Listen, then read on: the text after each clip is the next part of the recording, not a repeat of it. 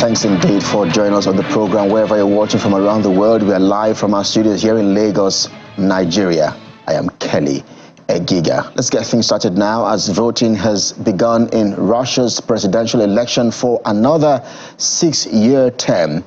Polling stations opened in the Kamchatka Peninsula, Russia's easternmost region, earlier today and will close in the westernmost Kaliningrad enclave. Incumbent President Vladimir Putin, who has no strong opposition, is expected to win, giving him a 5th term in office.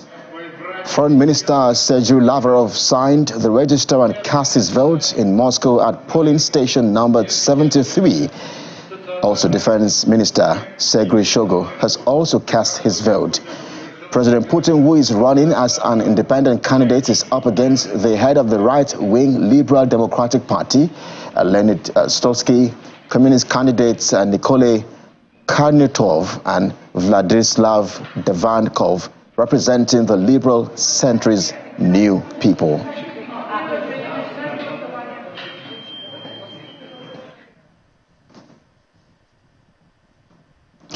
And away from the elections in Russia, NATO Secretary General Jens Stoltenberg has issued a stark warning to members, saying allies are not providing Ukraine with enough weapons.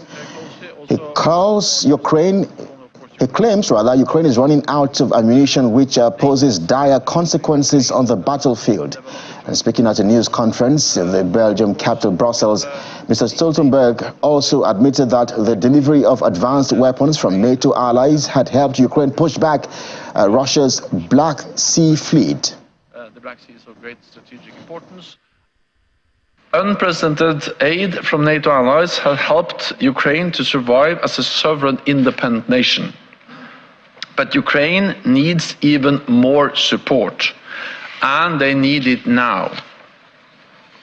The Ukrainians are not running out of courage, they are running out of ammunition.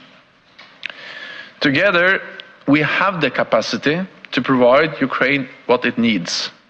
Now we need to show the political will to do so. All allies need to dig deep and deliver quickly. Every day of delay has real consequences on the battlefield in Ukraine. So this is a critical moment, and it will be a grave historic mistake to allow Putin to prevail.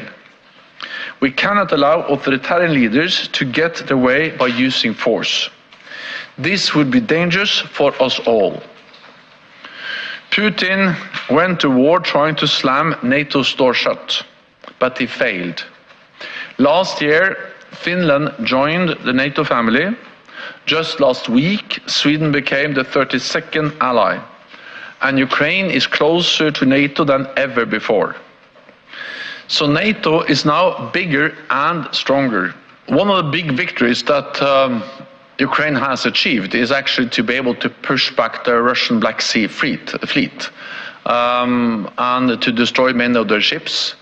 And also then ensure the open corridor from Odessa and all the way to Bosporus. Also working closely with NATO allies, littoral states, Romania, Bulgaria and Turkey.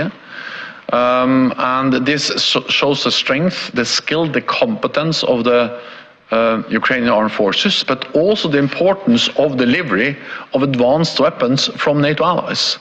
So some of the missiles, some of the systems that has been so critical in opening this corridor has been, of course, provided by NATO allies.